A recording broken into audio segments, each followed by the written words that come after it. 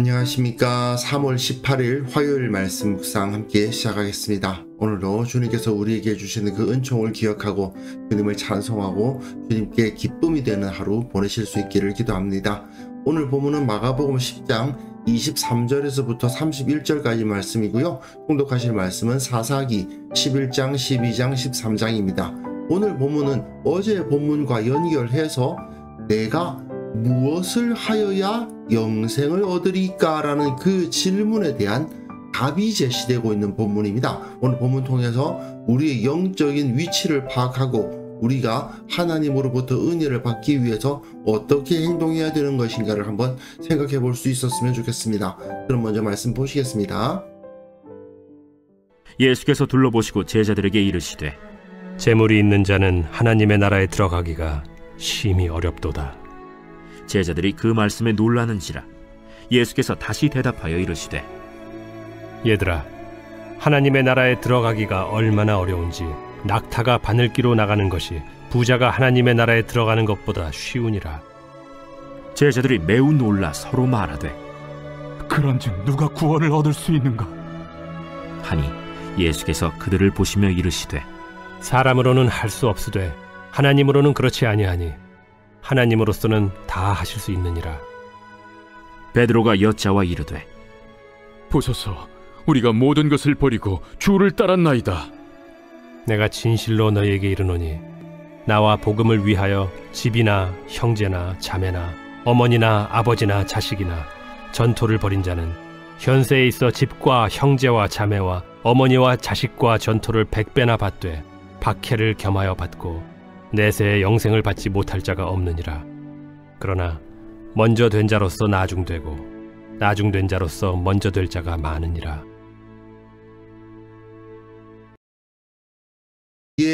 우리는 지금 마가복음의 길달락을 읽어가고 있죠.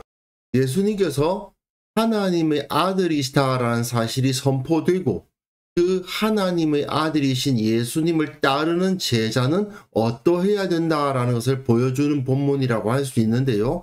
특별히 이 결론부는 너무나도 정교하게 기록되어 있는 아름다운 본문이라고 할 수 있습니다. 어제 본문에서는 이 재물이 많은 사람의 이야기를 살펴보았고요. 그리고 오늘 본문에서는 예수님과 제자들의 대화 가운데 이 베드로가 나타나고 있죠. 베드로 이야기가 나오고 예수님께서 그에 대해서 대답해 주시는 본문을 볼 수 있었습니다. 본문 보시면요.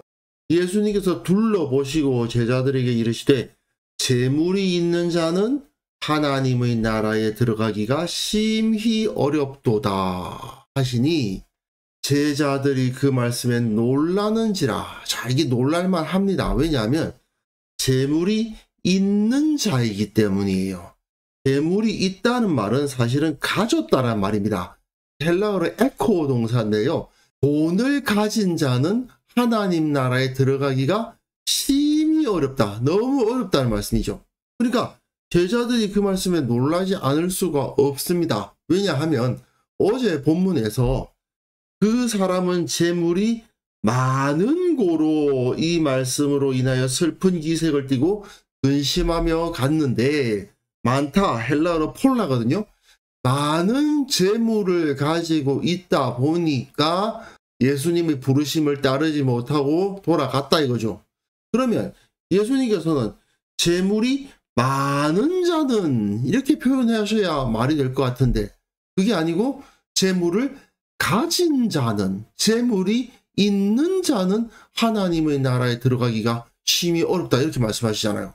그러니까 제자들이 놀랄 수밖에 없습니다. 그러니 예수께서 다시 대답하여 이르시되 얘들아, 하나님의 나라에 들어가기가 얼마나 어려운지 낙타가 바늘 위로 나가는 것이 부자가 하나님의 나라에 들어가는 것보다 더 쉬우니라.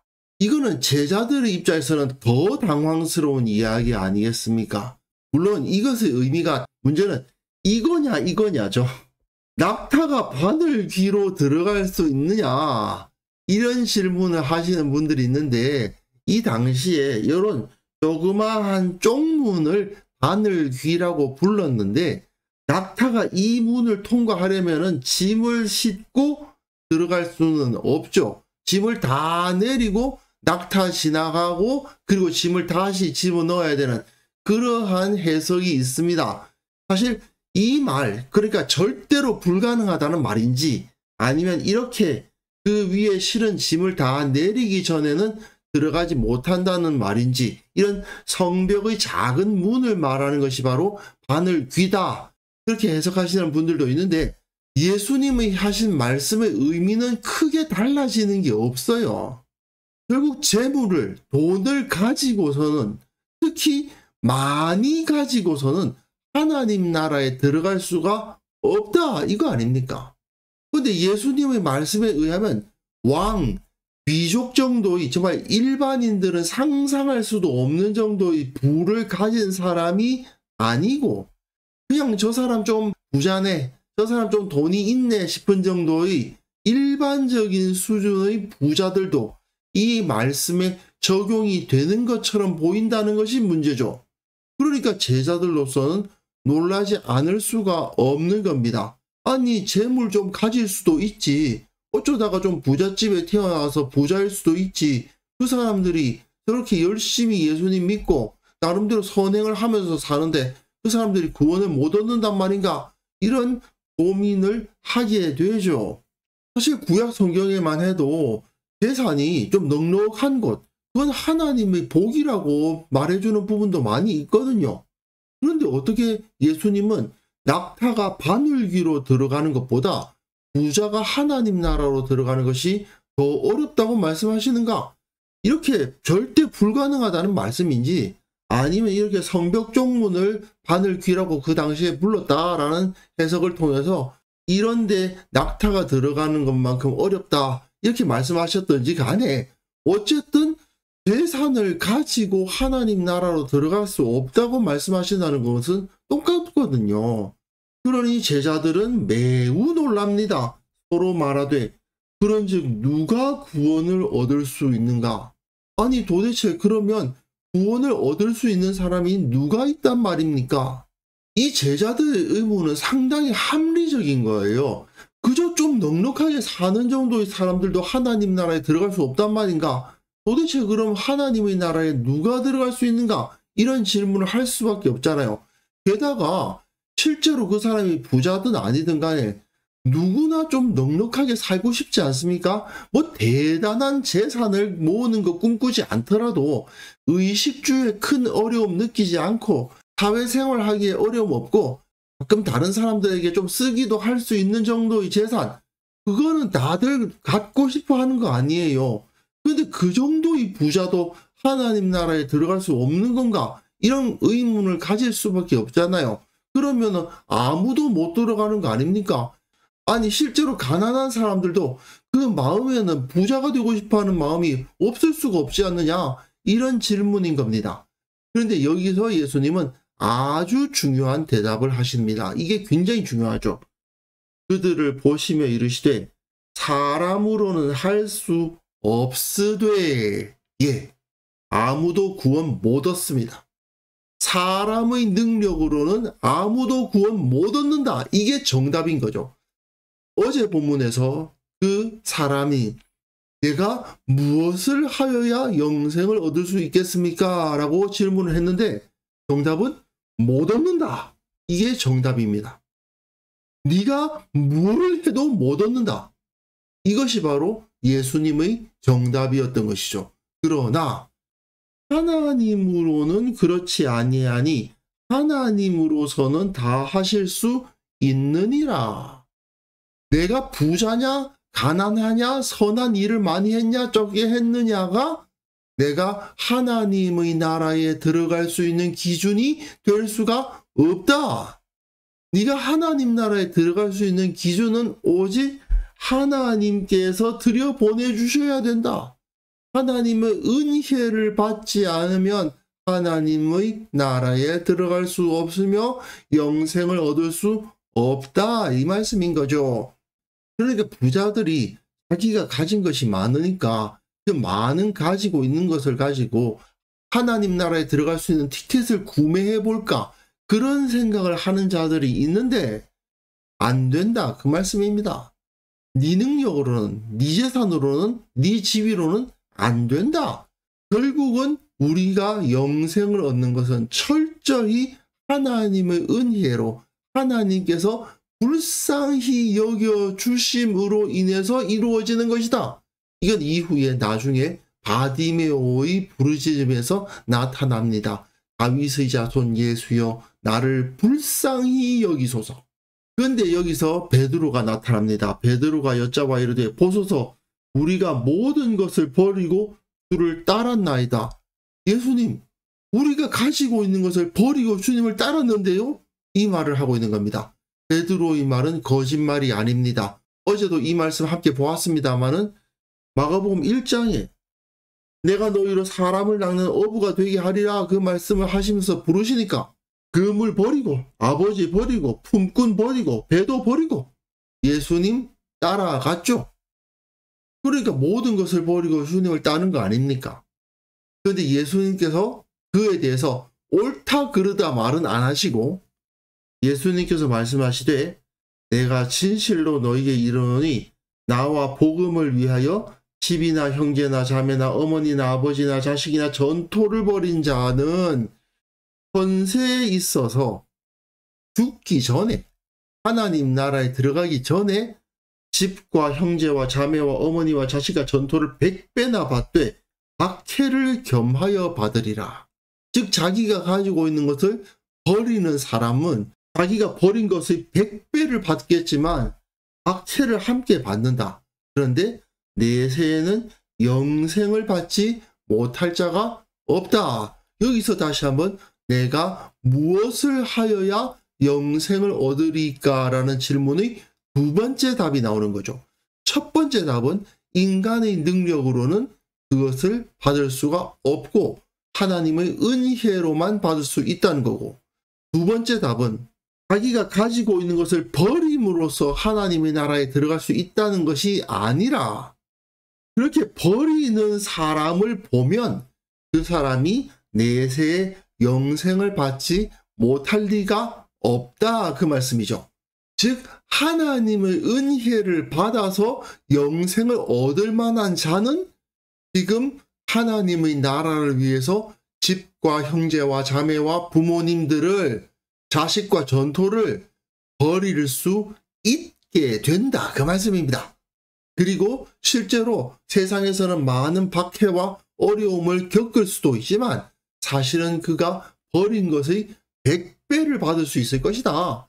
사람들이 보기에는 많은 것을 잃어버린 것 같지만 실제로는 그 사람이 버린 것보다 훨씬 더 큰 복을 받아 누릴 것이다. 다만 사람들이 보기에 조금 박해를 겸하여 받는 것처럼 보일 수 있지만 그 사람에게는 영원한 생명이 풍성이 주어져 있다라는 말씀을 약속으로 주시는 겁니다. 근데 재미있는 것은 베드로가 우리가 모든 것 다 버리고 주님 따랐습니다. 이 말에 대해서 그렇지 네가 그랬지 라고 말씀은 안 해주세요. 여기에 재미있는 점입니다. 이거는 나중에 야고보와 요한이 등장했을 때에 이것이 하나의 중요한 복선이 됩니다. 베드로는 모든 것을 버리고 주를 따랐다고 고백을 했는데 실제로는 모든 것을 안 버렸다는 것이 드러나요. 어쨌든 이렇게 예수님은 아주 의미심장한 말씀을 한마디 하시는 거죠. 그러나 먼저 된 자로서 나중되고 나중된 자로서 먼저 될 자가 많다. 이거는 이후에 언급될 야고보와 요한의 이야기 그리고 바디메오 이야기를 위한 복선이죠. 분명 베드로를 비롯한 제자들은 먼저 된 자들이죠. 하지만 이들이 나중될 가능성이 없지 않습니다. 자기가 주님을 위해서 모든 것을 버렸습니다 라고 말하지만 사실은 그것이 버린 것이 아니라 투자한 것이었다는 사실이 드러나 버릴 때 먼저 된 자들이었지만 나중되고 마는 그런 상황이 벌어질 수 있는 겁니다. 그런 사람들은 바디메오와 같은 나중된 자들에 의해서 추월당하고 바디메오와 같은 나중된 자들이 먼저 되는 은혜를 받게 될 것이다 라고 말씀을 하시는 거죠. 자, 오늘 본문을 요약하면요. 기본적으로 우리의 구원은 절대로 나에게서 나지 않습니다. 오직 하나님으로부터 옵니다. 사람의 능력으로 얻을 수 있는 것이 아닙니다. 그런데 하나님으로부터 올 은혜를 받기 위해서는 내 손을 비워야 돼요. 세상의 것 부여잡고 있어서는 하나님으로부터 올 것을 받을 수가 없습니다. 그래서 예수님은 버리면 100배를 받는다고 말씀하시는 겁니다. 그런데 현실적으로 봤을 때 내가 지금 세상의 것을 버리고 있는 것인지 아니면 하나님의 복을 버리고 있는 것인지 어떻게 구별할 수 있습니까? 그런 질문이 나올 수도 있는데 그걸 구분하는 법은 간단하죠. 박해가 같이 오는가 안 오는가를 보면 압니다. 하나님의 나라를 위해서 살다 보면 여러 가지 불이익을 당할 수도 있고 조롱을 당할 수도 있습니다. 하지만 그 가운데에서도 하나님으로부터 오는 풍성함을 누리게 됩니다. 그게 바로 하나님의 영생의 은혜고 영원한 복이죠. 문제는 우리가 세상 것을 부여잡고 있기 때문에 그걸 못 놓고 있기 때문에 하나님의 복을 누리지 못하고 그걸 못 놓으니까 마치 짐을 가득 실은 낙타처럼 그 바늘 귀에 들어갈 수 없는 것입니다. 우리는 과연 이 세상에서 좋다고 하는 것들을 부여잡고 못 놓고 있는 것은 아닌지 한번 돌아보아야 되지 않겠습니까? 예수님을 따르는 길은 이것저것을 얻는 길이 아닙니다.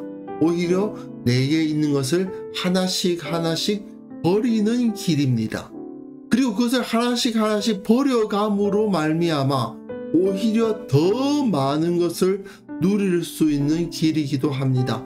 그것이 바로 예수님의 뒤를 따르는 십자가의 길을 걸어가는 제자의 모습이라는 것을 우리가 확인할 수 있었으면 좋겠습니다. 그래서 이 시간 함께 기도하실 때는요, 헛된 것을 놓지 못해가지고 진정 귀한 것을 얻지 못하는 그런 어리석음을 다 제거하여 주시고 온전한 지혜를 허락하여 주옵소서. 또한 우리 교회 성도들 모든 것을 놓고 헌신했을 때 하나님의 은혜를 100배로 받았다는 간증이 넘치는 귀한 성도들 다 되게 하여 주옵소서. 함께 기도하는 시간 가졌으면 합니다.